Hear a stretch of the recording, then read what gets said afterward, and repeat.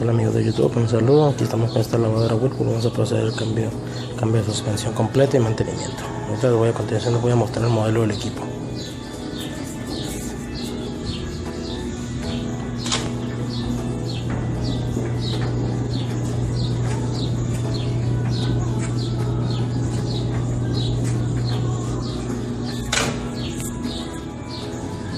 Aquí podemos ver que ya se zafó uno.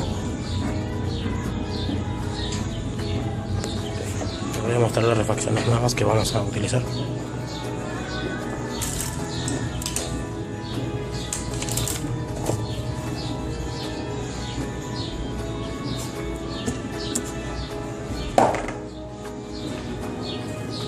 Vamos a proceder con el mantenimiento y cambio de suspensión.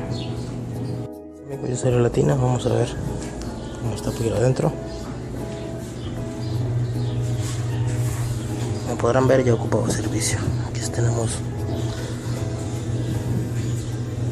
el wash.